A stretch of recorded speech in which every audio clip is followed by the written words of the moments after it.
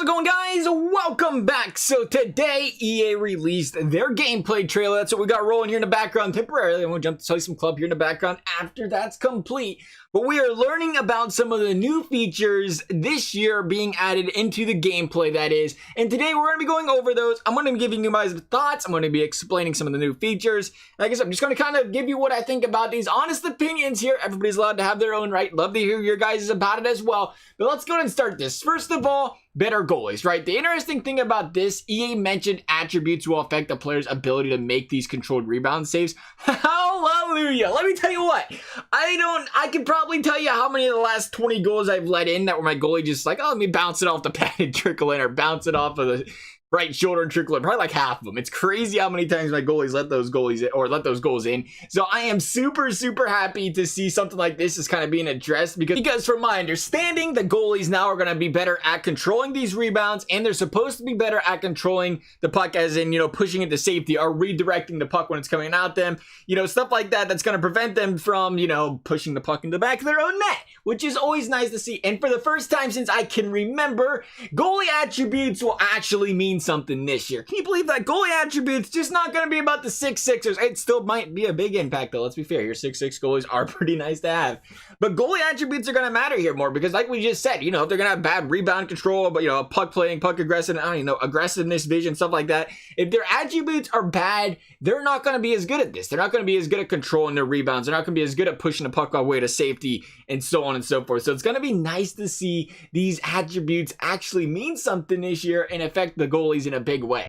And awareness is something else. Threat awareness also is going to be implemented for the goalie, which should be an interesting concept in its own as well. The goalie's not supposed to commit as much on shots where there's no pass lane. Essentially something that we can assume would nerf short-siders a little bit. It was mentioned that goalies now, when a player comes in on their forehand, the goalie's going to come out and challenge the shooter a little bit more and force that person, or force the shooter either to make that shot, or it's going to be less, lower percentage, or they're going to be forced to try to find a passing lane, which is, again, something nice to see there. We'll see how much of an effect that has on, like I said, stopping a short side. Be kind of cool. That's going to prevent the goalie from sitting on the red line too far deep in there when he's holding on a forehand, and so on and so forth. Again, that should, I would assume, help the short side a little bit, especially in closer range when you see him kind of, pull it forehand. It's like an obvious shooting situation. The goalie just kind of falls back into the red line. That's supposed to be fixed this year, where he challenges the shooter a little bit better, cuts off those angles a little bit. But one thing I want to say is this is definitely going to be an area I assume will need some tuning and lowered expectations from fans, to be quite honest. Because in a perfect world,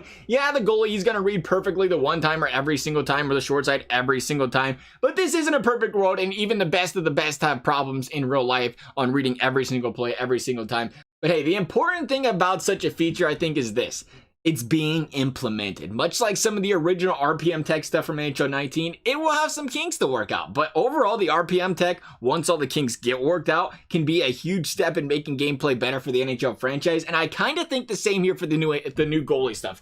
Features being added this year, there might be some kinks, there might be some feedback that needs to be taken, but overall, for the future of goaltending, it should get better and better, I think, with stuff like this added. So I'm glad to see they're working on the goaltenders. Oh, and some great news for some human goalies as well. Along with that, there's gonna be a new cover system to help goalies with animations, covering the puck, which is something we don't see as frequent of the problem with the AI goalies, but I know those human goalies out there are loving this one, because those animations when covering the puck have costed them goal after goal after goal in their net minding careers. So hopefully seeing these new animations, new cover animations and stuff, they won't get caught in that animation where they end up kind of helpless letting in the goal. And now they'll be able to fix that a little bit, make those saves. Good for the AI, or good for the human goalies there. Moving to the skating part of the gameplay trailer though, 45 new contextual shot animations. I think we heard about this already. There's a new shots, new animations based on the position of your player, the way they're going to take the shot, the way they're going to, throw it on net, everything else like that. Player positioning though will be improved for when the puck is coming to them based on if they are on their forehand or if they're on their backhand. So simply put,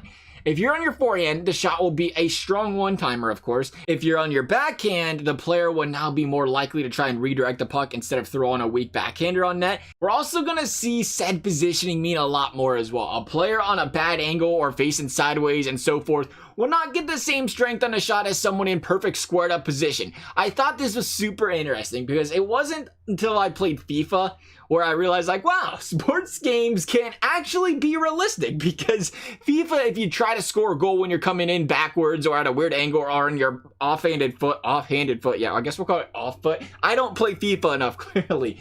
But it's the same with passing as well. If you do that kind of stuff, bad angles, the shot or the pass, it's going to be far less accurate. And logically, it should be like that because, you know, a player coming in sideways or with their back to the net is realistically not going to get as accurate or powerful of a shot off. Same can be said with running full board with the ball. You can't sprint full speed and get a beautiful shot off. Not nearly as much like you could if you was going to slow down and, you know, prepare for your shot and then take that shot. That can again be transitioned to NHL, where a player who is, you know, stopped and planted like in Ovi's office will get a much more powerful and accurate shot off than someone coming in using up all their speed bursts and trying to rip that one-timer coming in there at 107 miles an hour, right?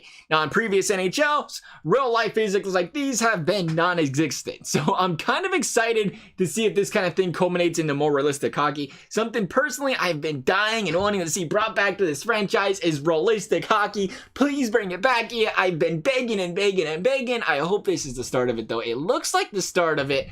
We'll see though. But finally, there's explosive transitions, which is more of an anticipation and or awareness feature being re-added to the game. Like I said earlier, the RPM tech is a great new feature, but it did come with some kinks in NHL 19. Players not being able to receive the puck in full stride or even be able to pick up the puck in general during the breakout was a huge problem this year. But this looks like something else that is being addressed and hopefully fixed going in the next year. So overall, here are my thoughts of this stuff. One, it's all great additions. I think it's all stuff that will make the game better and is a lot less buggy, of course, as well when you're in the gameplay. So I'm glad to see that this stuff's being addressed. I'm glad to see this stuff's being added. But the one thing that is really sticking out to me here is this. I'm a defense wins championships type of guy. Based on the gameplay improvements, the goalie's going to be better. The offense is going to have a lot more tools. It's going to be better. But one of the most glaring issues in NHL 19 from a defensive standpoint is you had this bag of tools, but all the tools were broken. It was smarter to let the AI cover the passing lane than the user because the AI could pick the puck up a heck of a lot better than the user could,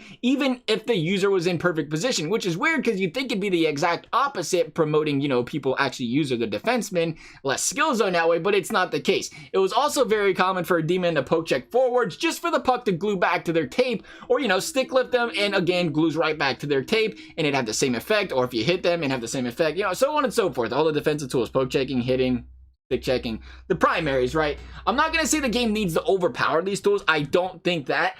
To be completely honest, they are pretty good where they are. Minus the fact that a player, you know, if you try to hit a player from behind when they hold the puck on their backhand, they're never going to fall off the puck, which is not even close to realistic. But besides that, the tools are great, but they have unrealistic results when they're effectively used. And I think that's the current problem. They're effective enough. They don't need to be buffed there, but the results of using them needs to be a little bit better. I feel like if a player's coming straight at you and you poke check, well, one, you shouldn't trip them like you do in NHL 19. But two, physically, that puck is not going to glue back onto that player's stick. It's going to redirect a different direction, more than likely resulting in a free puck and open ice somewhere else. And then as mentioned with the AI versus human D stuff, I would say 50% of the time, a puck is passed hard and a user D-man is in that passing lane, whether it be going up and down the ice or on one-timers, so on and so forth. You will see that puck just go right through a human. Meanwhile, the AI will pick passes off where they're not even looking. They got such a bigger range of defensive awareness, and it was just unrealistic stuff like this that personally made me feel helpless as someone who is passionate about using their D. That kind of frustrated me with NHL 19, and it appears that a lot of this gameplay stuff being fixed this year is just oriented around AI stuff and not user oriented, minus the offensive stuff, of course. So for that, if I had to give an honest review of the gameplay trailer, I'd say it's progress. The game is improving from an offensive and net mining standpoint, which is great. You definitely want to see progress every single year. Hats off to EA for that, for improving it. But if the above stuff isn't addressed, human defense remains in the most unrealistic hockey state that it's ever been in since I started playing NHL games. But like I said, there's progress. Progress is important. I look forward to what EA has to say next about the game. And like I said, progress. We can't hate on EA too much when they're making progress. We got to give them some, you know, some claps and pats on the back. Good job, you fixed this. Now can we have this next, please? You know, we got to be a little bit greedy though. You know, it's like we want the cake, we want to eat it. And sometimes we'd like a second piece. That's kind of what we're asking for here, EA. Please and thank you. I'd love to hear you guys' thoughts though on this gameplay trailer. As always, I hope you enjoyed the video. Thank you guys for watching. We'll see you next time.